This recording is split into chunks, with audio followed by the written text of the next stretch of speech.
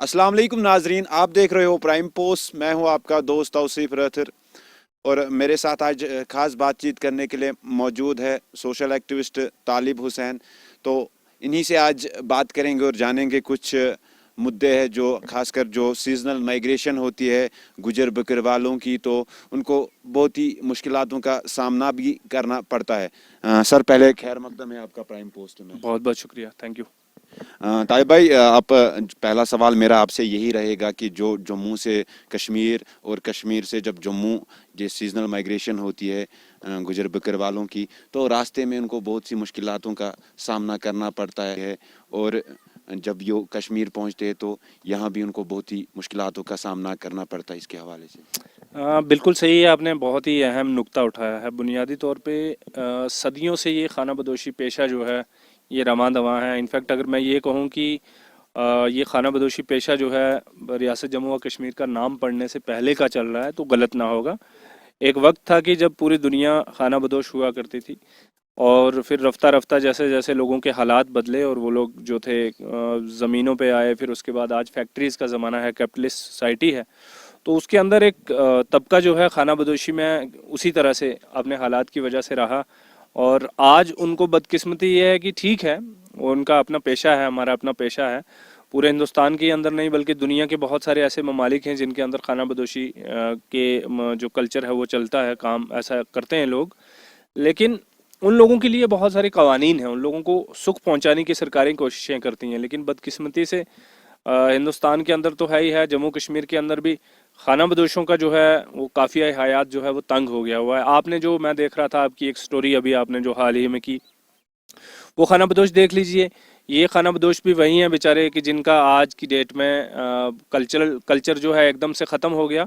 और वो जिस तरह से जानवरों को लेके वाड़वन जाया करते थे, लद्दाख जाया करते थे, जम्मू के शिवालिक्स में जाया करते थे, तो कहीं ना कहीं सरकारों की तरफ से कोई अच्छी पॉलिसी नहीं थी और रास्तों पे जिन पे ये चलते हैं वहाँ पे कोई अच्छी पगडंडियाँ और रास्ते अच्छे से नहीं थे, कोई गवर्नमेंट की कोई अच्छी पॉलिसी नहीं थी, जिसकी वजह से ये कल्चर आहिस्ता आहिस्ता रफ्ता रफ्ता ख़त्म हो गया।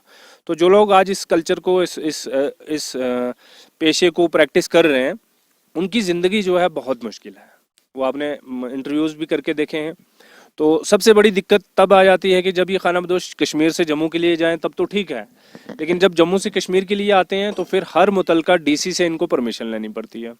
परमिशन इसलिए, तो अब तो हद इसलिए हद तब हो गई, मतलब पिछले कानून ये था कि अगर आपको गाड़ियों में सामान लोड करके लेके जाना है, अपने जानवरों को लोड करके लेके जाना है, तो उसके लिए 188 चूंकि एक जाब्ता है कि उसके तहत आप जानवरों को बगैर पूछे एक डिस्ट्रिक्ट से दूसरे डिस्ट्रिक्ट में मुंतकिल नहीं कर सकते। तो ठीक है, उसके लिए एक जाब्ता था कि आपको गाड़ियों में जब जानवरों को लोड करना है तो उसके लिए परमिशन दरकार रहती थी। लेकिन आज तो बदकिस्मती ये हो गई, पिछले दिनों आपने देखा कि जो पैदल चलने वाले जानवर थे उनको भी पकड़ा, उनको भी छीना गया। और बदकिस्मती ये है कि जब से बीजेपी की सरकार है यहाँ पे, तो जो कम्युनल फोर्सेस हैं जम्मू के अंदर, उनके अज़ाइम बुलंद हो गए, उनके हौसले बुलंद हुए, उन्होंने जानवरों को छीनना शुरू किया। खाना बदोशों को, चूंकि ये खाना बदोश मुसलमान है, तो अब जम्मू के हिंदू को वोट को कंसोलिडेट करने के लिए और बीजेपी के खाते में डालने के लिए आराम से उनको मुसलमान को मतलब मारना पड़ता है, मुसलमान को टारगेट करना पड़ता है। तो फिर मुसलमानों में सबसे कमज़ोर तबका यही है जो आराम से हाथ में आ जाता है, तो उनके एक तीर से कई सारे शिकार हो जाते हैं। हिंदू वोट भी कंसोलिडेट हो जाता है, हिंदुओं को डरा भी लिया जाता है, उनकी गाय के नाम पे कि आपकी मतबरक गाय है उसके कटने के नाम पे भी उनको मतलब मोबिलाइज करके इकट्ठा कर लिया जाता है। तो बहुत सारी चीज़ें हैं जो ये खाना बदोश बेचारी बिरादरी है ये फेस करती है, और बदकिस्मती से इसके लिए कवानीन होने चाहिए थे जो कि नहीं है। अब बड़ी मुश्किल से फॉरेस्ट राइट एक्ट रियासत में आया था 370 के एब्रोगेशन के बाद, तो वो भी ज़मीन पे कहीं नहीं है। अब सरकार तो दावा करती है, खासकर अगर भाजपा सरकार की बात करें तो भाजपा सरकार बार बार यही दावा कर रही है कि फॉरेस्ट राइट एक्ट भी हमने इम्प्लीमेंट किया है, हमने रिजर्वेशन भी दी है। खासकर जो फॉरेस्ट एक्ट राइट इम्प्लीमेंट जब हुआ तो उसके बाद उनका ये भी एक स्टेटमेंट आया था कि हम 35,000 के करीब ये मकाने बना के देंगे इनको, इनके लिए बहुत सी फैसिलिटी है। क्या कहीं पे लग रही है आपको? नहीं, आप देख लीजिए ना, आप ये तो एक तरफ से होगी उनकी स्टेटमेंट्स कि हाँ जनाब हम ये कर रहे हैं, हम फॉरेस्ट राइट एक्ट दे रहे हैं, हम इनको रिहेबिलिटेशन पॉलिसी के तहत इनको मकानात बना के दे रहे हैं। फिर उसके बाद और बहुत सारी हमने इनको जनाब पॉलिटिकल रिजर्वेशन दे दी। मेरा ये मानना है कि आप पॉलिटिकल रिजर्वेशन ज़रूर दीजिए, आपने दिया, असेंबली जो पंचायती इलेक्शन था उसके अंदर 3 टायर के अंदर तीनों फेजेस के अंदर इन शेड्यूल ट्राइब को रिजर्वेशन दिया गया। लेकिन रिजर्वेशन से भी ज़्यादा इम्पोर्टेंट है इस कम्युनिटी को एजुकेशन देना, इस कौम को पढ़ाना, इसके बच्चों को पढ़ाना। तो वो कैसे पढ़ाएंगे आप, जब तक इनको बसाएंगे नहीं कहीं तो ये नहीं पढ़ पाएंगे। यानी कि सबसे पहले इनको बसाना है, रिहेबिलिटेशन पॉलिसी होनी चाहिए, वो नहीं है हमारे पास। फॉरेस्ट राइट एक्ट के तहत ही इनको ग्रेजिंग राइट मिल जाते कि ये जानवर बचा लेते अपने, वो भी नहीं है, वो भी ज़मीन पे नहीं है। तो कहने से मैं एक चीज़ बड़ा आज आपके इस पोर्टल आप चैनल के थ्रू ये बात क्लियर कर दूं कि बीजेपी इज नॉट कि जिन्होंने forest right act Jammu and Kashmir जो है वो उसको इम्प्लीमेंट कर दिया, ये वो कोई नहीं है। ये जब एब्रिगेशन 370 हुआ, आपको याद होगा डीडीसी इलेक्शन से पहले पहलगाम के अंदर बहुत सारे खाना डिमोलिशन ड्राइव शुरू हुआ, फिर उसके बाद बडगाम में हुआ। तो उस वक्त भी तो फॉरेस्ट आर्टिकल 370 की एब्रोगेशन थी। उसके बाद हम हाई कोर्ट के अंदर गए हैं कि आपने 370 के एब्रोगेशन के बाद 100 से जायद ऐसे कवानीन लागू कर दिए जिनसे रियासत की आवाम का खून चूसा जा रहा है। तो रियासत की तीसरी बड़ी आबादी को जिससे फ़ायदा होना था फॉरेस्ट राइट एक्ट, आपने वो क्यों नहीं लागू किया? तो फिर आ जाके इन्होंने फटाफट से एक नोटिफिकेशन जारी कर दी कि हाँ जनाब फॉरेस्ट कमेटियाँ बनाइए और फटाफट वो फॉरेस्ट क्लेम कलेक्ट करेंगे, उसके बाद हम खानाबदोशों को उनके ग्रेजिंग राइट्स और लैंड राइट्स देंगे। जो कि अब आज आपने देख लिया कि ज़मीन पे कुछ नहीं। और बीच में इनकी जो मंशा थी वो जाहिर भी होगी। जम्मू एकजुट नाम से एक जम्मू में एक तंजीम है, कम्युनल तंजीम है, उसका सदर जो है वो प्रेस कॉन्फ्रेंस करता है अंकुर शर्मा, और ये कहता है कि नहीं जनाब बिल्कुल हम शिवालिक के अंदर क्या रियासत के अंदर खानाबदोशों को कैसे ही हम ग्रेजिंग राइट्स दे देंगे। तो ये बहुत सारी पॉलिसीज हैं बीजेपी की, एक तरफ से इनको बेवकूफ़ बना लिया जाए वोट बैंक की पॉलिटिक्स के लिए, और दूसरी तरफ से इनको देना भी कुछ नहीं है। अगर हम एजुकेशन की बात करें, जो इनके बच्चे होते हैं खासकर इनके साथ ही होते हैं, हुकूमत की तरफ से ये भी बताया गया था कि मोबाइल टीचर्स, तो फिर भी अक्सर बेशतर मैंने मुख्तलिफ लीडरों से भी बात की है, एसटी के मुख्तलिफ लीडरों से भी बात की है, यहाँ ग्राउंड पे भी मैंने देखा है कि कहीं पे नज़र नहीं आ रहा है। कहाँ पे आपकी लीडरशिप लैब कर रही है?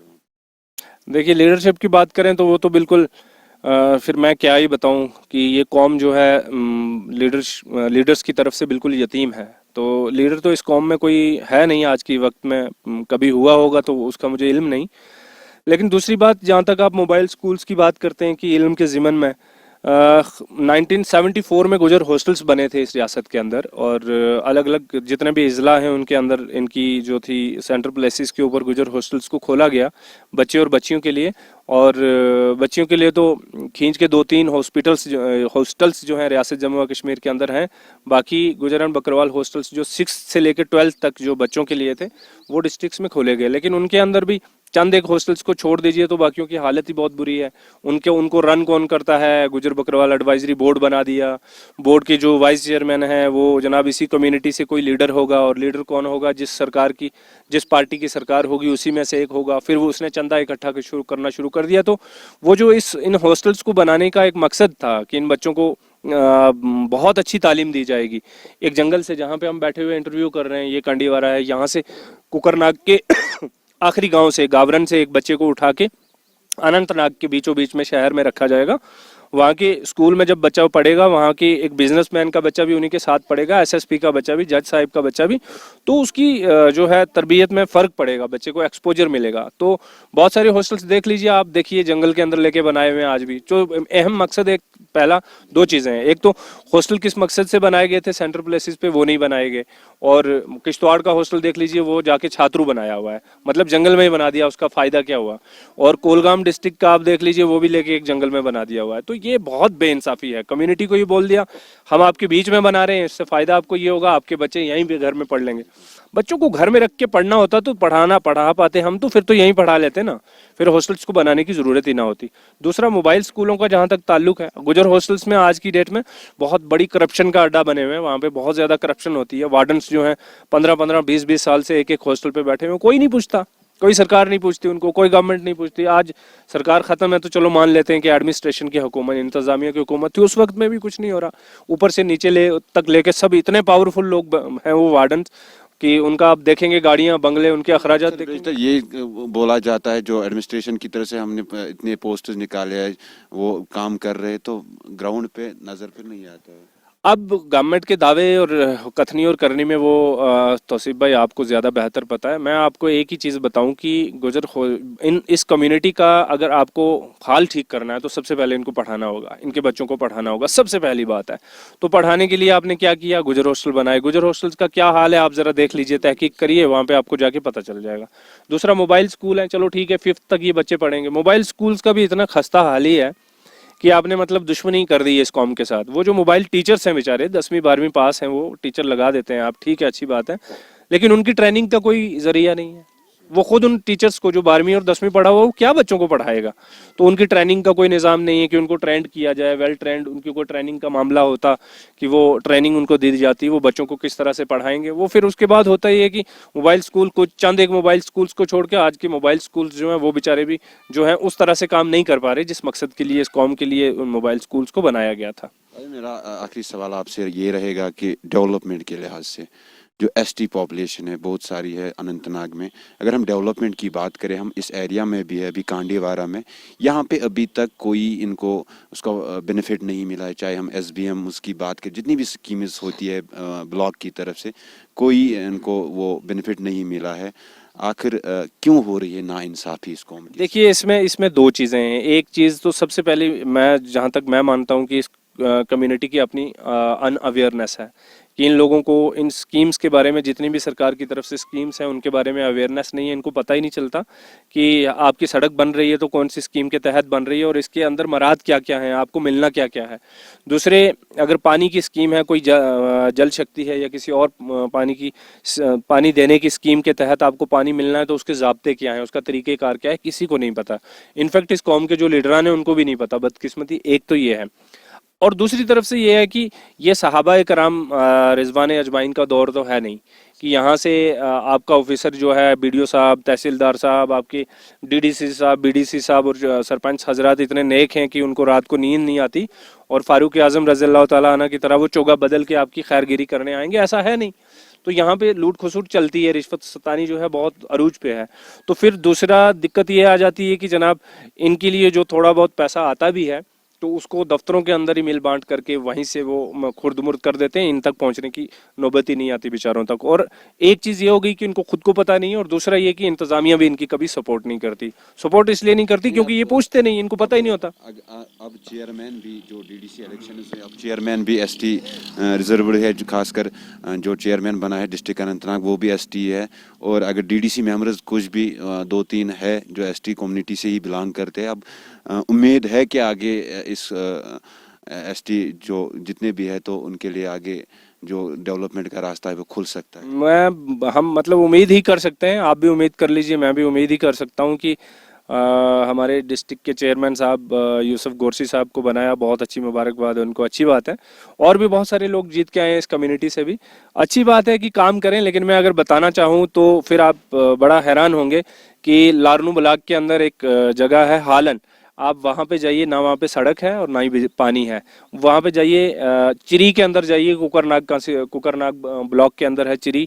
वहाँ पे जाके आप देखिए 6-7 किलोमीटर दूरी से 7वीं 7वीं 8वीं और 10वीं पढ़ने वाली जो बच्चियाँ हैं स्कूल की, उनको दिन भर स्कूल जाना है और सुबह सुबह उठ के वो सुबह नमाज के वक्त से उठती हैं। बाकी हमारी बच्चियाँ आराम से उठती हैं, लेकिन चिरी गांव की बच्चियाँ जो हैं वो सुबह सुबह उठेंगी, उसके बाद एक पहाड़ी उतरेंगी, अपना जो पानी का बर्तन है वो ले जाके जाएंगी वहाँ पे और पानी वहाँ से भरेंगी।